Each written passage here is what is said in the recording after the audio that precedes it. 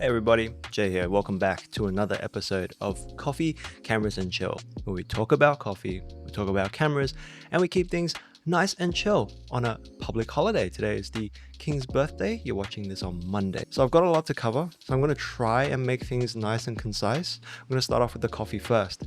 In my cup today, I have no other than limonal coffee. The one I'm drinking today is the Colombia JayRegular washed, and it is tasting amazing. So if you haven't followed my socials, just want to let you guys know limonal coffee is back. We're doing specialty filter coffee again, and exciting times. Just head on over to our Instagram shop, and also don't forget Circle Back Coffee. So Circle Back Coffee is my own brand, and limonal coffee is run by me and my business partner Mike. So a little bit of a difference. Limonal coffee is specialty filter coffee, and Circle Back focuses more on espresso and milk based drinkers. I'm gonna have one more sip.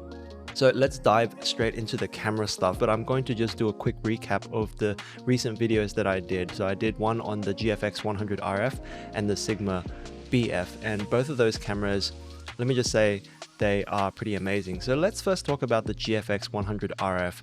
Now, if you haven't watched the video, I'm gonna summarize it here, but I do recommend you go check out the videos to get a more in-depth look and the images that they produce. So I am positive about the GFX100RF. Now, there are obviously shortcomings with the lack of IBIS and the minimum aperture of f4, but I feel like there is a future for the GFX100RF. I feel like if Fujifilm realizes that the reception of this camera isn't as positive, they're going to make further changes in the next iteration. If there was anything that they could change for the camera to improve the user experience, I reckon it would be the IBIS. And that would just change my opinions about the 100RF for a daily carry street photography style camera that much more. I still reckon that if you are interested in the camera, you should go ahead and purchase it, because it is still probably one of the cheapest fixed focal length, compact, large format style cameras out there. You can't find many other cameras like that under 10,000 Australian dollars. So if you want it, go get it. I recommend it 100%. The image quality is amazing because of its large format sensor,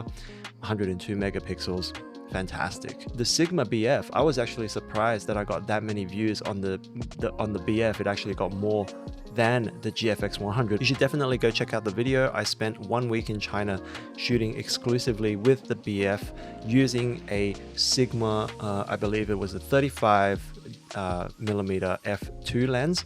Incredible lens, incredible camera. The image quality coming out of the Sigma BF is actually quite astounding, and I gotta say, I took some of my most memorable and favorite photos of all time using that camera. There are obviously drawbacks with the Sigma BF. One of the most glaring ones, it is uncomfortable to hold. It is one of the most beautiful cameras that I've ever held in my hand, but the user experience, it was subpar. I just wish that there was a more comfortable way to hold that camera in my hand, because that kind of ruined the shooting experience a lot for me. The other downside to that camera would definitely be the battery life. With its very small, weird shaped battery, it could only last, maybe an hour to 2 hours of continuous use. So those two are kind of the biggest downsides to that camera. Everything else about the camera is amazing. You can't really fault the image quality and the lens performance. Now let's move on to our favorite topic of all time, Fujifilm. They've been on a warpath of releasing new cameras. You got the GFX100RF, you had the most recent one, which was an X100.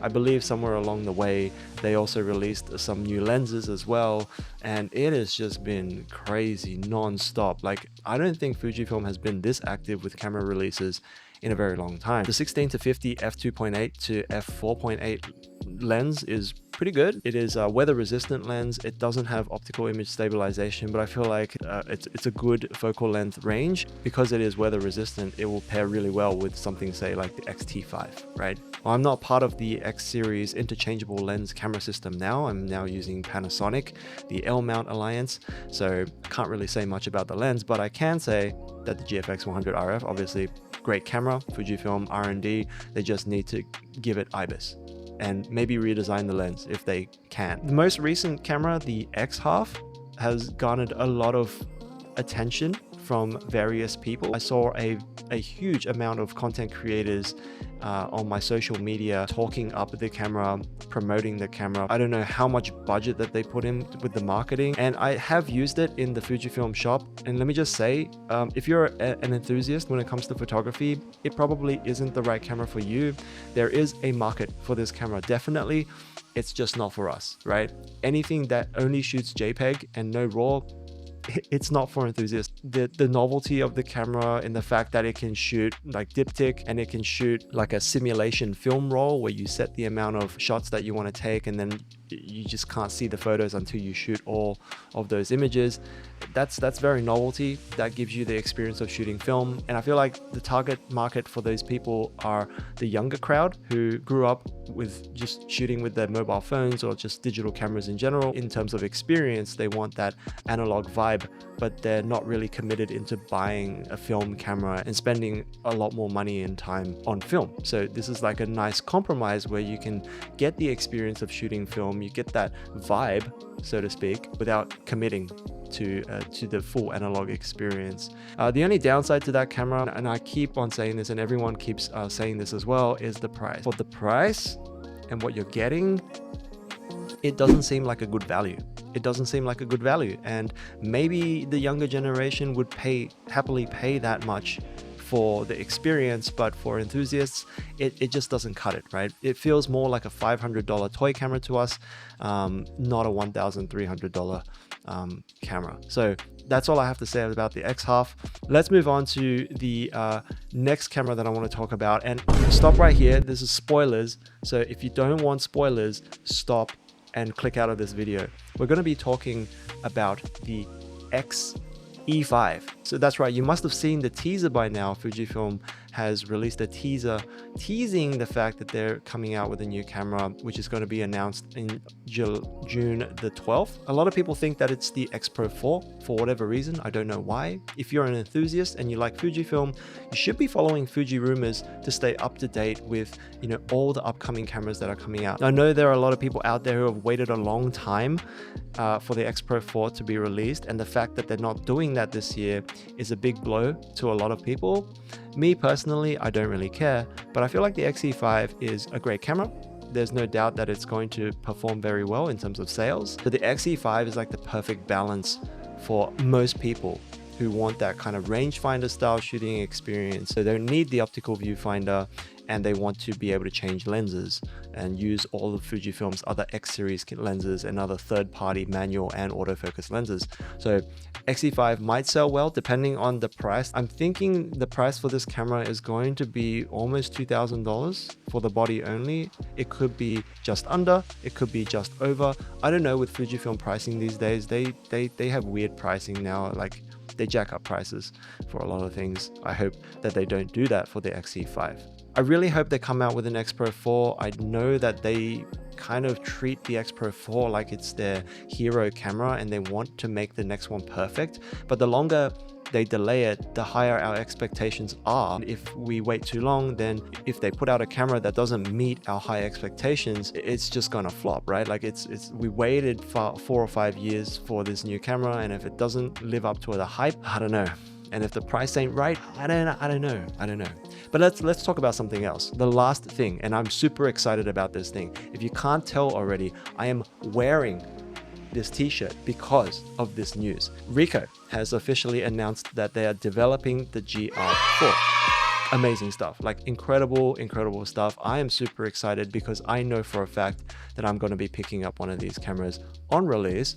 Now, for a lot of people, it isn't too much of a change from the GR3. A lot of people are just kind of iffy about it and on the fence, but those are people who already own the GR3.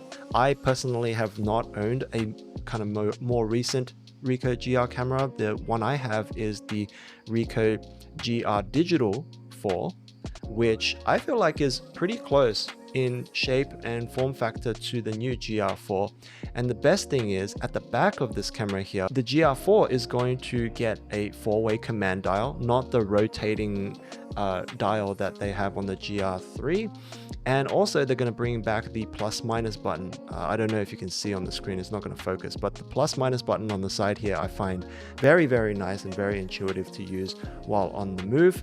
It's also going to have 5-axis image stabilization in body. That's incredible. Look, a lot of people want weather sealing. It's never going to happen, but the fact that they managed to put in a 5-axis image stabilization, a bump up from the 3-axis one from the Ricoh GR3, that's big news. And I really am looking forward to this camera. Now, a lot of people wish that it had a built-in flash. Like, see, look at this digital 4. It's got a nice little flash that you can pop open. And as soon as you pop it open, it activates the flash on the camera itself, which is very intuitive. For me, it's not a big deal, but for some people, they would have liked it, right? It's a nice to have, but I don't think it's necessary. I feel like the other things that they put into this camera, like, I don't know, the internal storage, the 53 gigabytes of internal storage, that's just amazing. Like, for someone who forgets their SD card all the time, this is amazing stuff. Super excited for the GR4, as I'm sure a lot of people are. It's not going to replace my X100V, that's for sure. The X100V still has its place in that it's weather sealed, first of all. And I don't know, I just like the look of the images coming out of the X100V. But yeah, I'm still gonna pick up the GR4 because there are use cases for this that I feel like are very strong and compelling for the way I shoot. So I feel like that's pretty much all the things that I want to talk about in terms of cameras. I just wanted to let you guys know I am working on a potential zine from my trip in China. All of the photos that are going to be in the zine are going to be the ones taken with the Sigma BF, and it's going to be in color. So thank you very much for watching. Hope you guys enjoy the rest of your day. People living in Australia, hope you enjoy the rest of your public holiday, and I will see you in the next video. Bye bye. Oh, it's good coffee.